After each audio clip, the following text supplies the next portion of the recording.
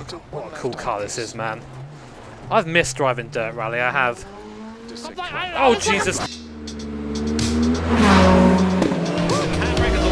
at that. Rock. Oh my God. I know what you're thinking. And yes, this is as uncomfy as it looks.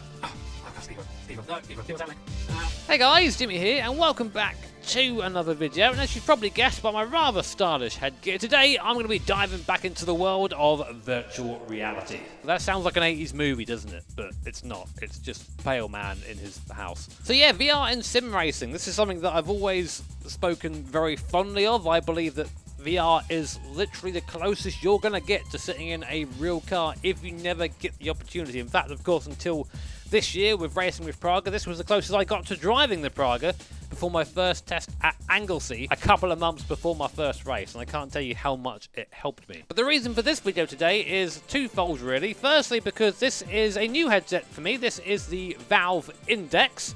I bought this very recently to try out to see if it was any good with for sim racing, and also because I haven't done any rallying in VR for a long time, and rallying in VR is this super unique, super cool thing where it's either amazing and you have a great experience, or you're violently ill. Hoping for the former, maybe. And the sim I'm going to be using today, for your entertainment of course, is Dirt Rally 2.0. Now, rallying in VR is one of those things that is either absolutely amazing, you feel like a fucking badass, you feel like Colin McRae before he does all the rolls, or maybe during, I don't know, or you get violently ill, which is, both things have happened to me in virtual reality. And seeing as I don't really have my VR legs at the moment, it's been a long time since I've driven in VR, I'm not really sure what the outcome of this video is going to be, but hopefully it'll be fun and entertaining nonetheless. Now, just before I don the VR headset, if you are enjoying the video at any point, I'd very much appreciate you just tapping that like button. You can subscribe as well if you want. As I've mentioned before, I'm going to be trying to target that big 800k subscriber goal. It's quite a long way away at the moment, but I figured if I have a goal, I'll be a bit more motivated to hit it rather than just be like, oh, YouTube doesn't like me. So the first downside, of course, I've now got to try and fit this headset around this headset. You can take off these little ears, but it doesn't quite work the same way, but should be good. So I figured that if we are going to be doing this and driving in VR, we've got to go, you know, the whole 9 yards. So we're going to go with one of my favourite stages, a stage that I cannot pronounce, so I won't try. I'll probably end up offending everybody. But one of the gravel New Zealand stages. And as for car, I was kind of tempted to go for the McRae Impreza because I love this car. It's not quite a GC8, but it's the reason why I bought my own Impreza, because it's just memories of this car. But I figure, if we're going to do VR, we might as well challenge ourselves with something mad. So I'm going to take the Ford RS 200, probably one of the most scary cars in this game, handling-wise. Also, one of the fastest, 450 brake horsepower, in a car that weighs under 2,400 pounds, which is, I think, if memory serves, about 1,100, something like that. I'll put that on screen. By me, I mean love the editor Chan. Thank you, editor Chan. So there it is, our certified weapon here, and oh god, I can't wait to get into this. I really enjoy driving in VR. It's one of the coolest things you can do in sim racing. I'm hoping I don't get too hot and too sweaty though. That's one of the downsides of this. I've got my window open, I've got a fan down there, I'm wearing my shortest shorts. They're very short. And I'm hoping that I can stay cool enough during the stage. If not, then I'm going to be very sweaty at the end. I know you guys like a bit of sweat, don't you? So here we are then, inside our Ford RS 200. Have a little look around. You can see just how low we are, especially compared to these guys standing there. And that man to the right there looks like he's seen Jesus. But not the Jesus he was expecting. They're both giving me the hi guys. Sorry, I've had to turn the graphic settings as low as possible because VR is super intensive as it is, and I'm recording on top of this. You might have noticed that my man's over here has got no pace notes. That's how low the graphics are. I hope they all survive, but right, enough squawking. Car in gear, handbrake on, handbrake to the other side. 5, 4, 3. Oh man. 1. And the madness begins. Oh my god. Back in the seat straight away there. A bit of movement still on. In game there. Oh, there's the turbo. Oh, it's pretty speedy. 30. I've turned off all the HUD, all the stage overlay, all that stuff to try and give us the most realistic and immersive experience possible. And that's the word I'll be using a lot during this, is immersive, immersion. Every time I say that, take a drink, lads. If you survive, then congratulations, you've survived alcoholism.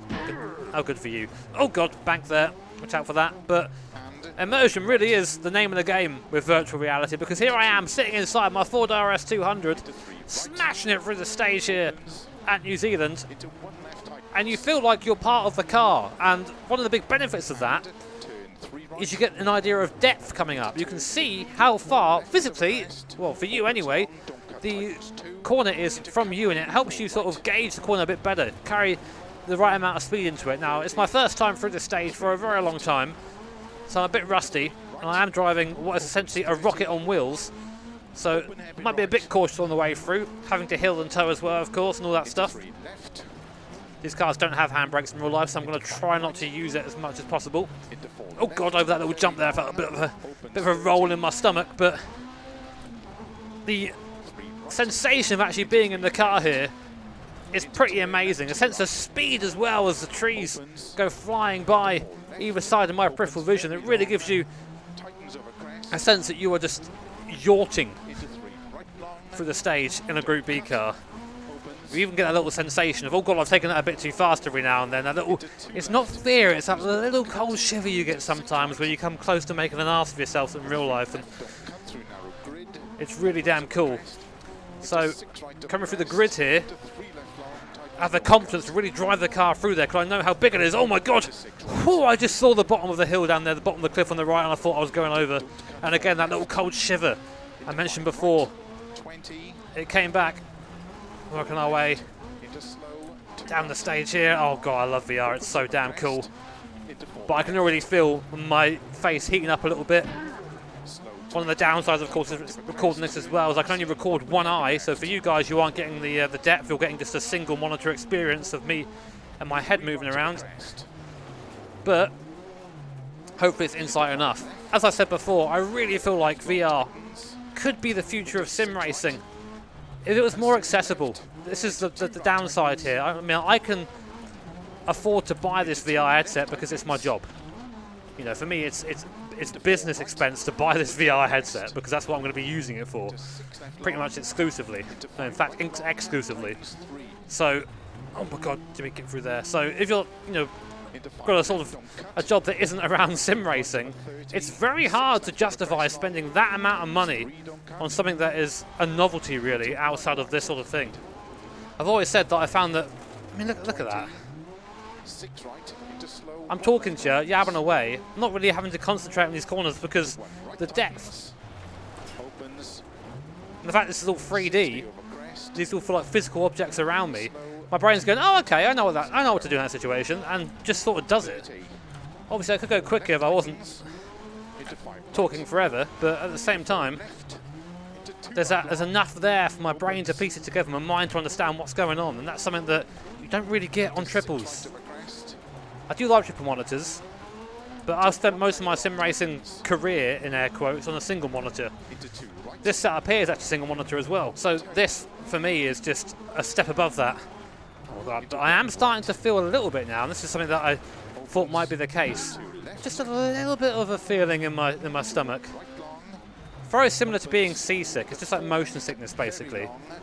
If you're someone who suffers from that, maybe in a real life car as a passenger, you'll probably have a bad time in VR. No, not quite. Oh, I'm going to have to stop though, because I think I'm actually about to be quite ill. So, oh, that is actually horrible. Thanks guys for watching.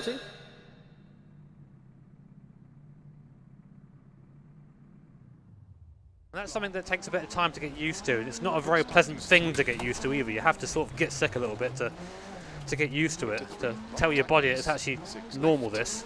Oh God, what a cool car this is, man.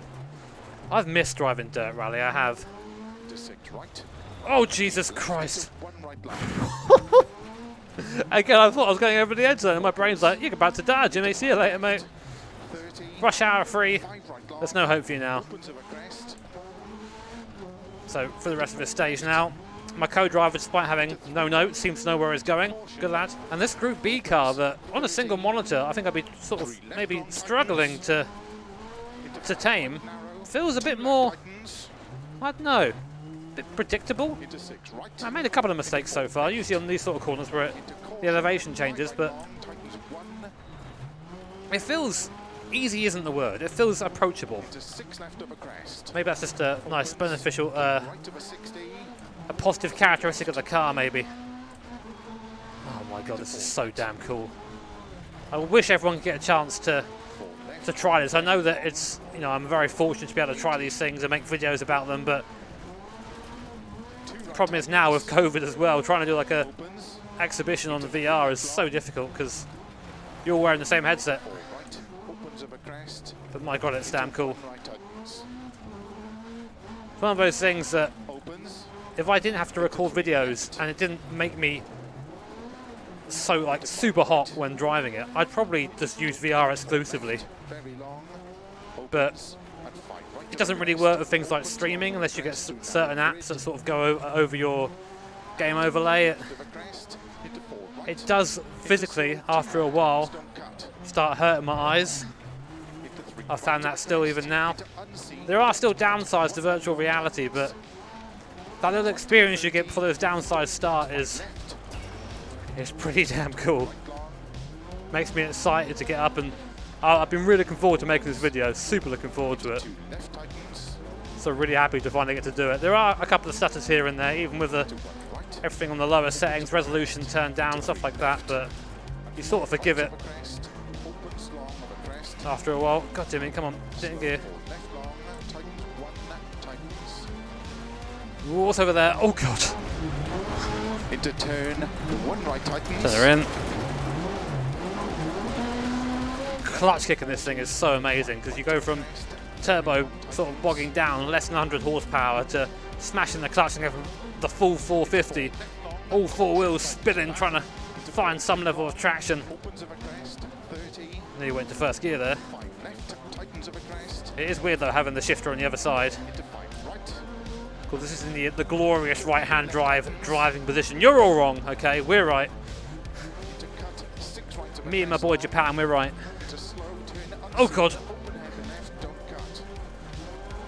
Got like the flick to try and move it around. There you go. Using the brakes to sort of start the rotation and then using the throttle to continue it. It's so rewarding. All the elevation. Oh my god! Whew, that was damn cool. Kind of that little sort of river there, a little crossing. Don't go in the wall. Oh, the bank saved me there, big time. Ah, finish coming up. Oh man, that was so cool. That was so cool. I really enjoyed that. I don't know if you could tell. I was getting a bit excited during them, but man, that was awesome. And oh man, I'm pretty sweaty after that, as you can probably see. But the experience of virtual reality in any simulator, not just a rally sim, it's just so amazing when you all get it right. And it does take a while to get it right. It took me quite a fair amount of time to get this all set up so it's working properly today, both in recording and actually in game itself. But once it's there, once it clicks, it is the closest I'll get to driving one of those cars on a stage like that. And that's kind of okay with me because you're so immersed that you don't really seem to mind. You know, the fact that when I go around a bank and I see the drop off to the edge, that my heart flutters slightly. You don't get that on triples and on a single monitor. Your brain knows it's different, but in VR your brain's full to that split second. It just gives you that rush that you just wouldn't get otherwise from a monitor or triples. But yeah, enough gushing. Just to say, if you ever do get the chance to try out virtual reality, it is amazing. You will love it. I think so anyway.